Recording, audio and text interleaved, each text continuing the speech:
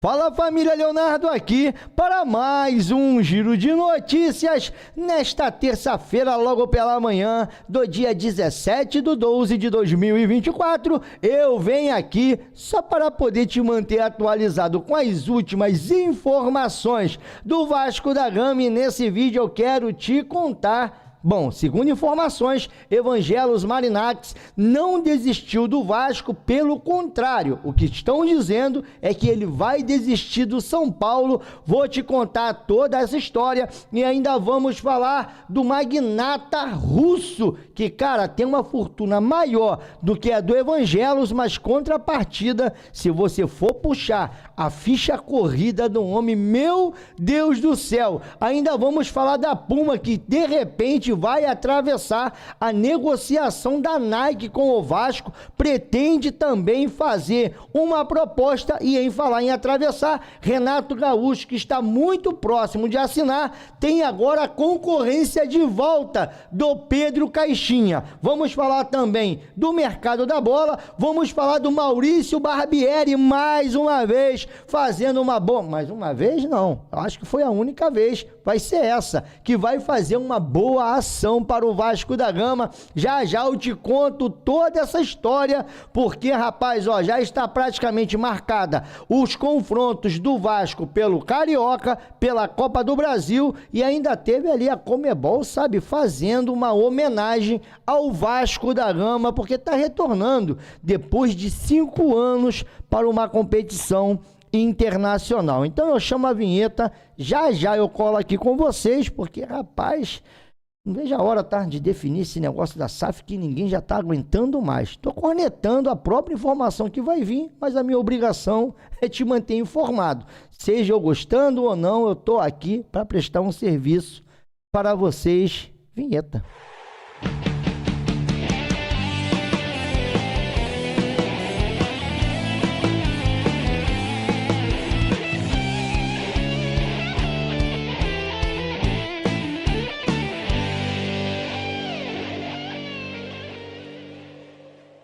Bateu vontade de curtir o melhor da gastronomia? Vem pro Empório do Bacalhau. Estamos na rua Professor Paulo Aquiles, número 4, Vila da Penha. Todos os dias tem rodízio de petiscos com churrasco para você se deliciar. Transmitimos todos os jogos no melhor clima. De quinta a domingo tem música ao vivo, frutos do mar na brasa, todos os dias, porque aqui somos referência nesse sabor incrível.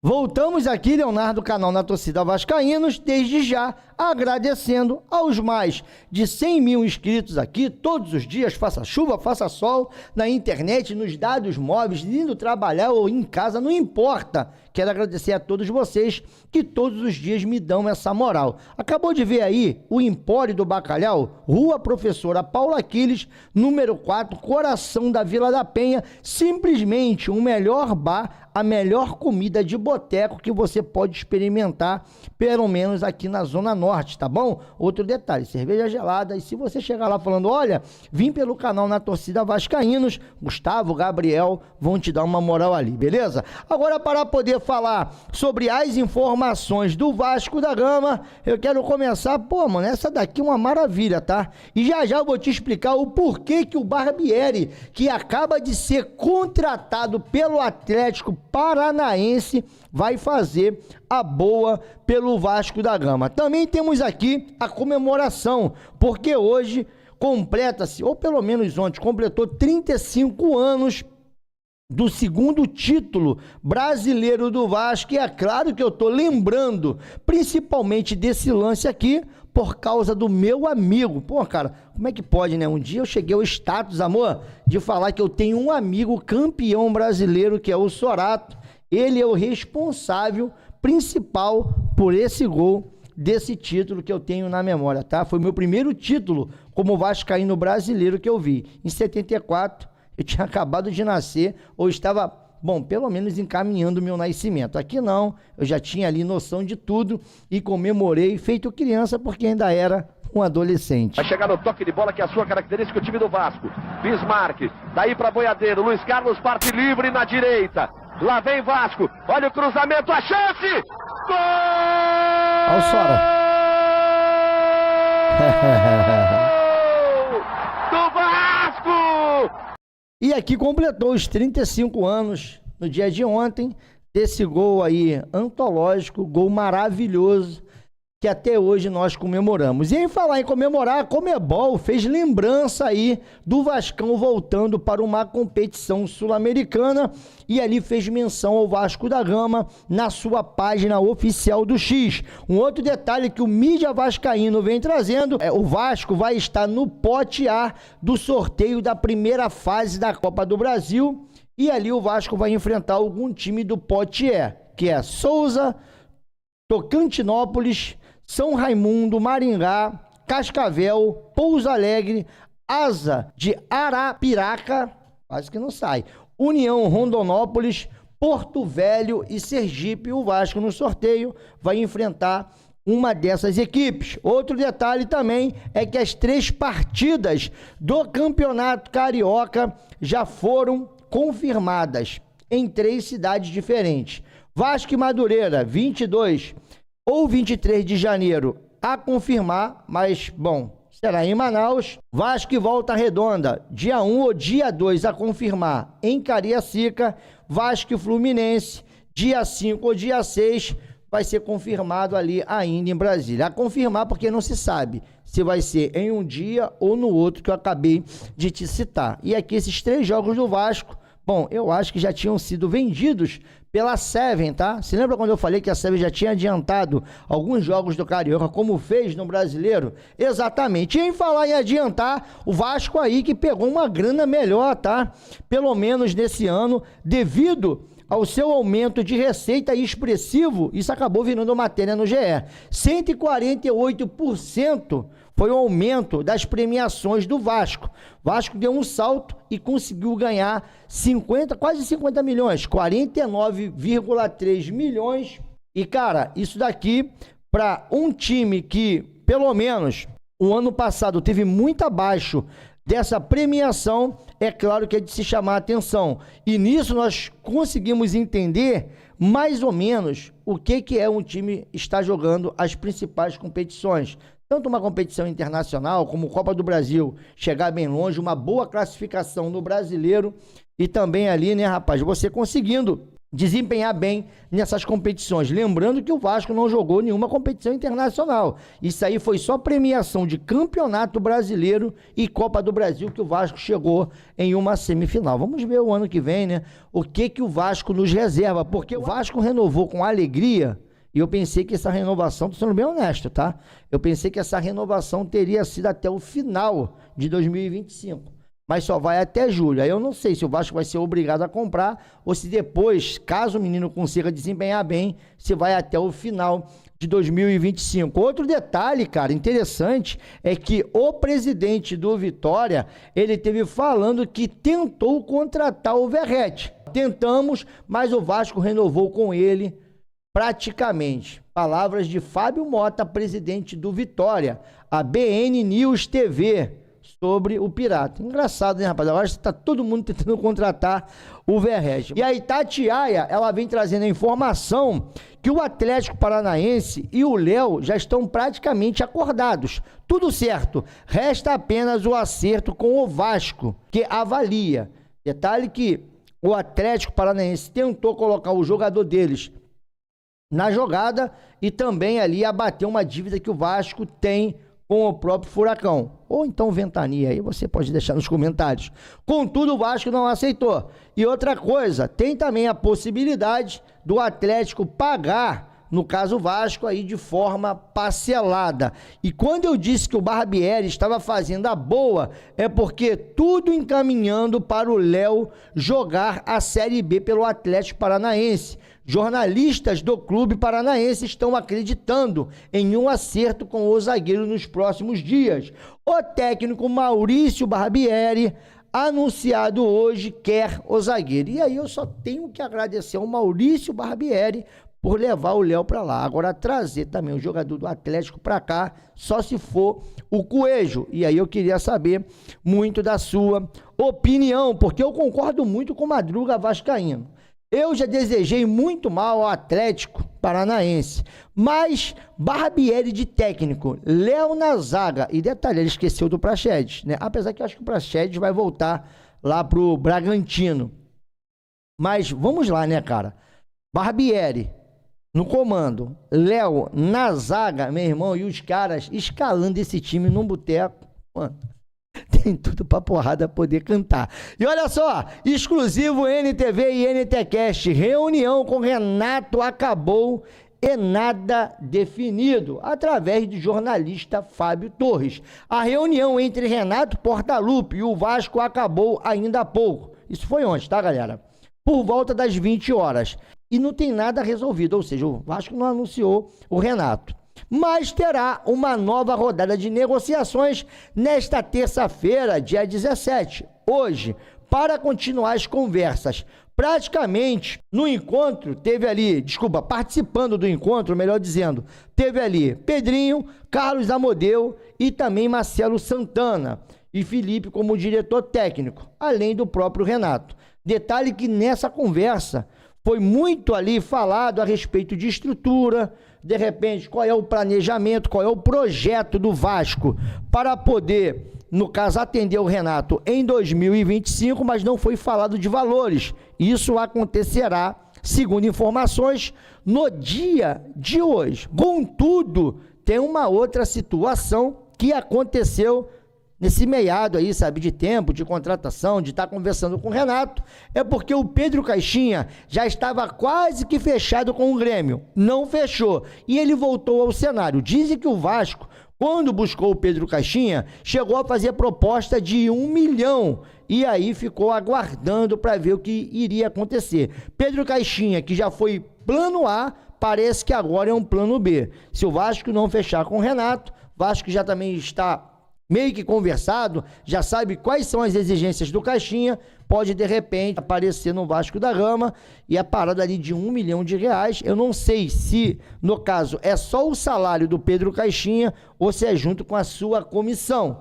Do Renato também não se tem valores de salário, mas deve debater mais ou menos nesse nível aí de 1 milhão e alguma coisa, lembrando que o Renato traz junto com ele os seus 2 auxiliares. E aí eu queria saber da sua opinião, quem você prefere, Pedro Caixinha ou o Renato? Porque olha aqui, ó, a informação que está lá no Net Vasco, e essa informação quem trouxe foi o Joel Silva, lá do canal Atenção Vascaínos. Vasco negocia com Puma e Nike e faz exigências para fechar. Após uma série de rodadas de negociações, o Vasco entendeu o seu tamanho no mercado, estipulou um valor mínimo anual com royalties, sem nenhum tipo de teto.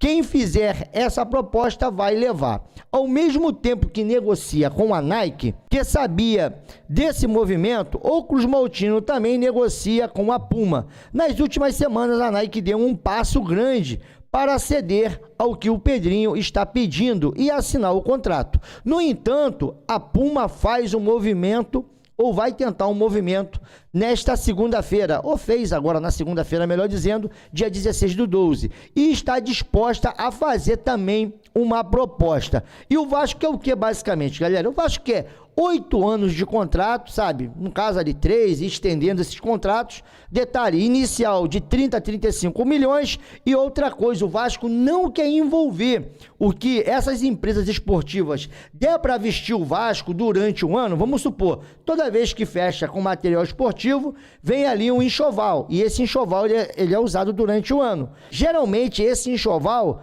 ele acaba sendo descontado nesse tipo de trato. Vamos supor, o Vasco tem 30 a 35 milhões.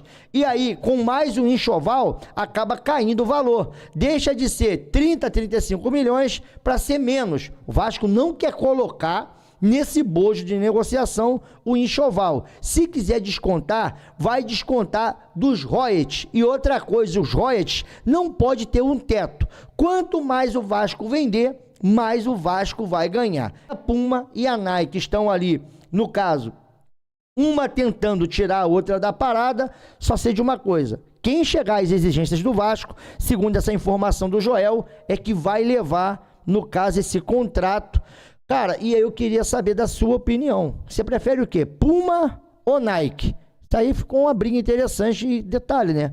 Pra gente poder entender também o tamanho do Vasco nessa negociação. Muito se falou sobre sobre o russo, que é dono do Mônaco, que quer também comprar o Vasco. A informação é que ele já está em uma due diligência Dmitry Ribolovelov. Esse é o nome, cara, muito complicado falar o sobrenome dele, mas em compensação, a fortuna do cara, pelo menos pela revista Forbes, é de aproximadamente 10 bilhões. Saiu até uma informação que ele é de 6 bilhões e não é de reais, tá? Nós estamos falando aqui de dólares. Aproximadamente é a fortuna do homem, 10,7 bilhões de dólares. Eu não sei nem se dá para contar esse dinheiro. De repente, se você botar em uma casa fechada, você nada nesse dinheiro todo, entendeu? É muita grana, só que, cara, quando você puxa a ficha do homem, olha, eu vou te falar um negócio, não é coisa pequena não, tá? É algo aí pesadíssimo.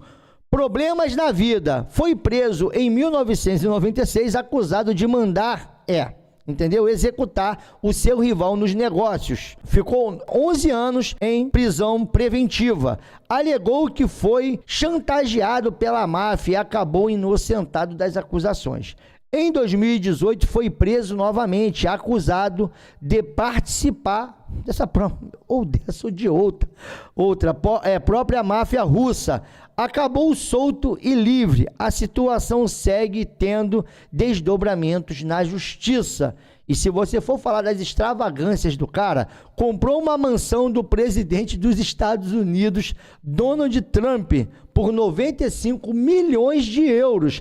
Adquiriu uma ilha e deu para sua filha, avaliada em 100 milhões de euros. Pagou 88 milhões de euros em uma casa para outra filha. E no seu divórcio, ele perdeu simplesmente 4,8 bilhões de euros. E o cara ainda tem 10 bilhões para poder gastar de dólares, tá? Meu Deus do céu, rapaz, muito rico. O cara é bilionário, dono do Mônaco. E agora eu vou trazer aqui algo sobre essa questão, né? Porque muitos achavam que ele não poderia, no caso, fazer negócios devido àquela sanção dos Estados Unidos contra os russos, devido a esse conflito entre Rússia, e Ucrânia, enfim, porque tem essa questão da ECAP. Até que ponto o russo poderia comprar os 31% de uma empresa norte-americana?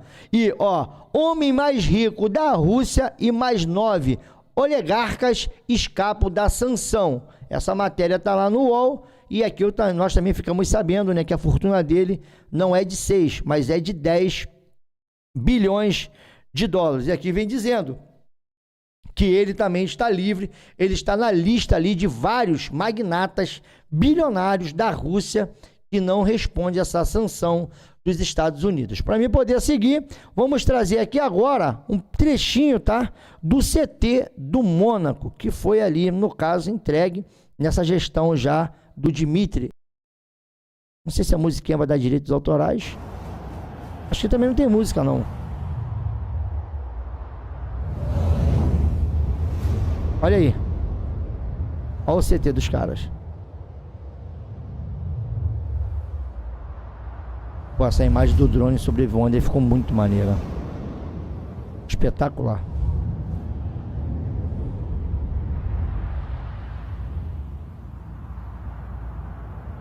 Claro que é uma estrutura de primeiro mundo, né, galera? Até porque eu acho que dinheiro aí não é problema pro russo. Muito top, hein? Tá maluco.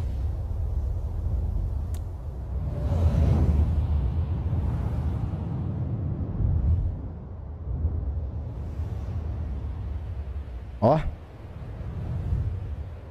Massa demais, hein? Parece um prédio, né? E é gigantesco, né, cara? Ó.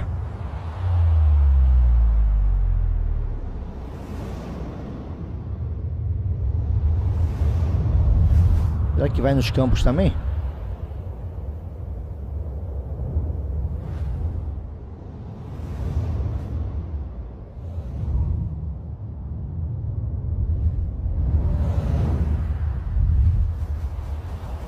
Maneiro, ó. Parte de coletiva. Top demais. Agora ele vai no campo.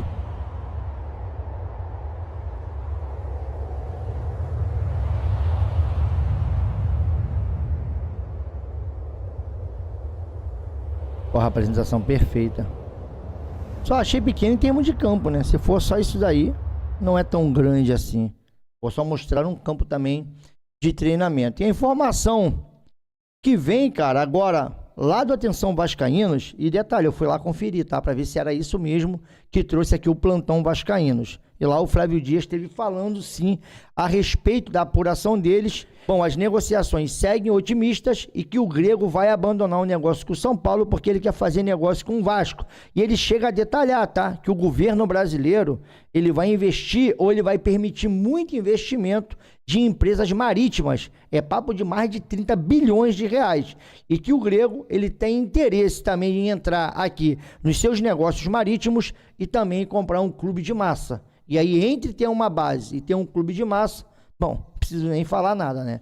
E o Vasco segue, sim, em negociações. E um outro detalhe, segundo informações que vem do próprio canal Atenção Vascaínos, o Grego, ele tem ali, no seu estilo, ser direto nas negociações. Vamos ter que aguardar para ver até que ponto isso se concretiza, mas foi aquilo que eu te disse.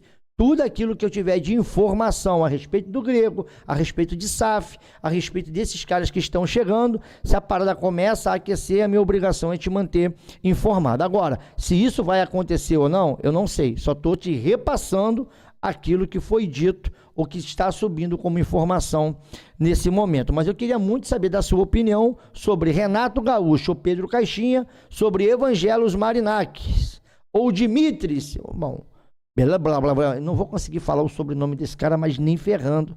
E outra coisa, eu queria saber sobre o Maurício Barbieri, que está tentando levar o Léo lá para o Atlético Paranaense. E também a renovação aí do menino Alegria, sem contar, né, que o Vasco já tem mais ou menos ali os adversários da Copa do Brasil e também aí seus jogos fora. Para você que é de outro estado que não é o Rio de Janeiro, Vasco vai jogar perto da sua cidade? Tá na hora de ver o Vascão. Eu não sou contra essas paradas não, tá ligado? Eu acho que o Vasco tem sim que jogar fora do Rio de Janeiro, principalmente Campeonato Carioca, que é mais um torneio de verão, se tornou, né, aquele torneio de preparação para as competições maiores e também é uma forma também de retribuir o torcedor do Vasco norte a sul desse Brasil.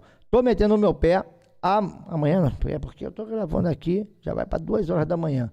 Mas hoje, no caso à tarde, eu volto com mais informações. Tomara, né? Que já volte com essa definição do técnico do Vasco, porque o Vasco precisa contratar. Tá todo mundo se ajeitando no mercado e o Vasco aí atrasado em suas negociações. Beijo no coração, tô metendo no meu pé ali, ó. Tá vendo ali, ó? Flex, minha prenda tá aqui hoje, mais uma vez me dando a moral. Vai vir pra cá todo dia, meu pé de coelho. Fui, galera.